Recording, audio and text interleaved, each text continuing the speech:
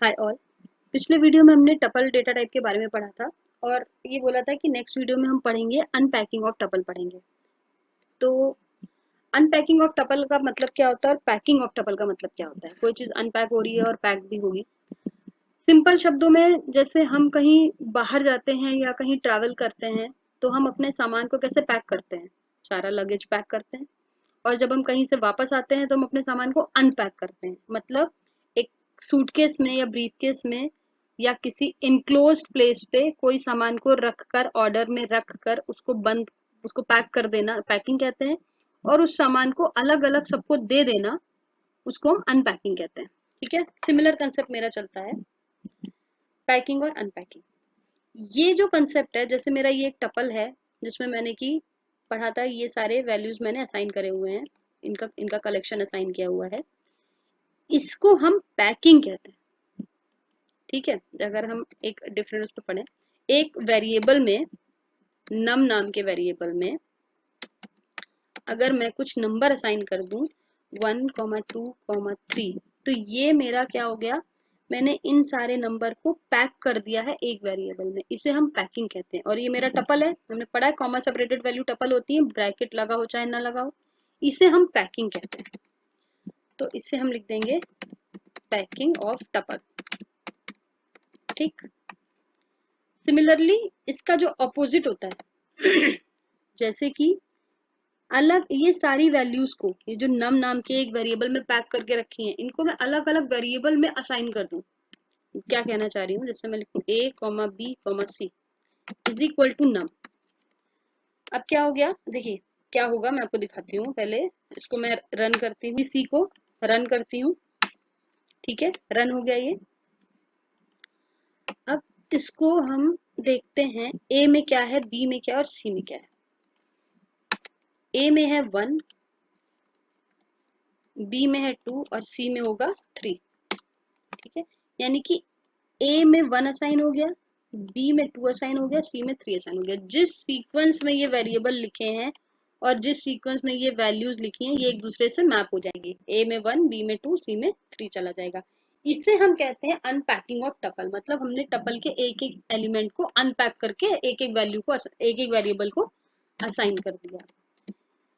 इसे कहेंगे unpacking of tuple.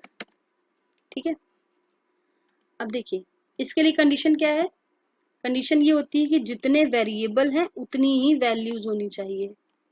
ठीक है, जितने वेरिएबल हैं उतनी ही वैल्यूज भी होनी चाहिए। सपोज करिए मैं यहाँ से एक वैल्यू कम कर दूं, इसे रन किया और यहाँ पर 3 वेरिएबल रखूं, not enough values to unpack, यानी कि वैल्यूज कम है और वेरिएबल ज्यादा है। ठीक, इसका उल्टा भी नहीं चलता है, यानी कि ये मैं कर दूं वापस 3 और यहाँ पे कर दूं 4, यहाँ 4 वैल्यू कर दूं, यहाँ 3 वेरिएबल करूं, तो भी नहीं चलेगा। Too many values to unpack, अब वैल्यूज ज्यादा है और वेरिएबल कम है। ठीक है, तो वैल्यूज और वेरिएबल का काउंट हमेशा बराबर होना चाहिए। तो कंडीशन क्या होगा इसमें, count of values and variable should be same. ठीक है, ये कंडीशन हो गई है, तो ये दोनों बराबर होंगे तभी चलेगा। ठीक, अब देखिए अभी ये बिल्कुल ठीक है। अब हर बार तो ये सिचुएशन हो नहीं सकती है कि भाई जितने वैल्यूज हैं उतने ही वेरिएबल हैं। सपोज मैं एक टपल बनाऊं जिसमें मेरे पास करीब 1,00,000 नंबर हो, अब मैं 1,00,000 वेरिएबल तो यहाँ नहीं लिखूंगी, लिखना भी नहीं चाहिए। प्रोग्रामिंग करने का फायदा क्या अगर मुझे यही करना है तो देखिए हम कैसे करेंगे, एक एग्जांपल लेते हैं। एक टपल बनाते हैं, सपोज हम बनाते हैं टपल T1 नाम का एक टपल बनाते हैं। उसमें हम कुछ वैल्यूज डालते हैं, रैंडम नंबर्स में डाल रही हूँ इसे।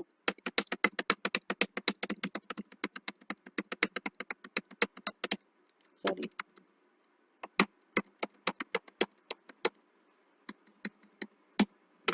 ठीक है, ये रैंडम नंबर डाल दिए, पता नहीं कितने नंबर है मेरे पास। ये लास्ट के कुछ नंबर मैं थोड़े से अलग कर देती हूँ, जैसे उसको 10 कर देती हूँ, बीच का यहाँ पहला नंबर कर देती हूँ, 100 कर देती हूँ। ठीक है, ये 2 नंबर को अलग कर देती हूँ। अब ये मेरा टपल है, मुझे इसे अनपैक करना है।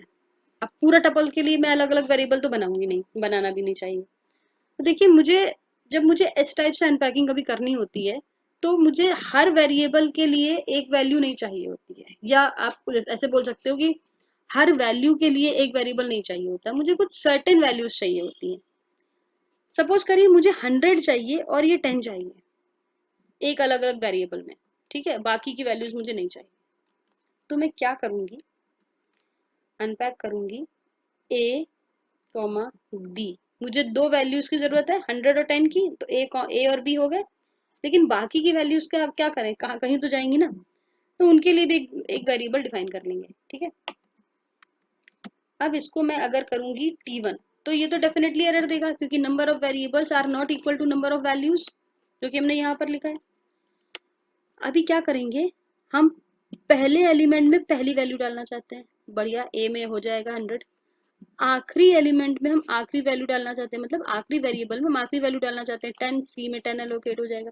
बी में ये सारी वैल्यू कैसे डालें, उसके लिए एक ऑपरेटर यूज करते हैं, एस्ट्रिक्स करते हैं हम, ये देखिए, ठीक है। अब ये जो मेरा स्टेटमेंट लिखा है ये मुझे एरर नहीं देगा, हम इसको रन करें, देखिए मुझे उसमें कोई एरर नहीं आई। अब मुझे पता है ए में डेफिनेटली 100 होगा, बिल्कुल ठीक बात है, और सी में डेफिनेटली 10 होगा, बिल्कुल ठीक बात है क्योंकि मैंने साइन किया। देखते हैं बी में क्या आ रहा है। बी में रिमेनिंग वैल्यूज की लिस्ट आ रही है, देखिए, ठीक है, जितनी बची हुई वैल्यूज है उनकी लिस्ट आ रही है बी में, ठीक है। तो ये मेरी अनपैकिंग होती है। अनपैकिंग में ये एस्ट्रिक ऑपरेटर बहुत इंपॉर्टेंट होता है, यानी कि आपने जो भी बचा खुचा माल है वो आपने एक बड़े से संदूक में डाला और बंद करके रख दिया, ठीक है। ये इस तरीके से काम करता है। अब ये जो सीक्वेंस है, ये जो T1 मेरा सीक्वेंस है, टपल एक सीक्वेंस होता है, तो ये जो अनपैकिंग का कंसेप्ट है ना, ये मेरे हर सीक्वेंस पे चलता है, ये मेरा लिस्ट पे भी चलता है, ये मेरा स्ट्रिंग पे भी चलता है। जब हम आगे और डेटा टाइप पढ़ेंगे तो उन पे भी चलेगा, सेट पे भी चलेगा और डिक्शनरी पे भी चलेगा ये, ठीक है। तो अभी हमने ये टपल का की अनपैकिंग पढ़ी। अगर यही पूरा काम मैं लिस्ट के साथ करूं तो कैसे करूंगी, देखिए मैं इसे कॉपी करती हूँ और यहाँ पर पेस्ट करती हूँ और इसका नाम T1 के बदले L1 कर देती हूँ, लिस्ट, और इस टपल को लिस्ट बना देती हूँ। बन गई लिस्ट, ये रन किया, चल गया। अब यहाँ पर मैं वही करती हूँ, a comma asterisk b comma c is equal to L1। It still works, इसमें कोई प्रॉब्लम नहीं है, ये भी मेरा चलेगा। अगर मैं a देखूं 100, c देखूं 10 और b देखूं तो लिस्ट ऑफ रिमेनिंग एलिमेंट्स, ठीक है। तो ये जो है मेरा, ये लिस्ट पे भी चलता है। अगर मैं इसका सेट बना दूं, देखिए सेट पे अभी हम नहीं पढ़ेंगे क्योंकि सेट में हमारे पास रिपीटेड वैल्यू अलाउड नहीं होती, ठीक है। तो जब हम सेट डेटा टाइप पढ़ेंगे तब ये चीज पढ़ेंगे। डिक्शनरी में भी जब हम डिक्शनरी पढ़ेंगे तब ये पढ़ेंगे क्योंकि डिक्शनरी में मेरी कीज की लिस्ट अनपैकिंग होती है, ठीक है। स्ट्रिंग पे देखते हैं, ठीक है। तो चलिए एक काम करते हैं, यहाँ पर S1, चलिए इसको लिखा रहने देते हैं, नेक्स्ट लाइन में हमें S1 नाम की स्ट्रिंग बना लेते हैं, ठीक है। S1 is equal to Python लिख देते हैं। अब हम करते हैं a comma asterisk b comma c is equal to S1, run किया, ये भी चला। a में क्या आएगा, p आ गया, ठीक है। c में क्या आएगा, n आ गया।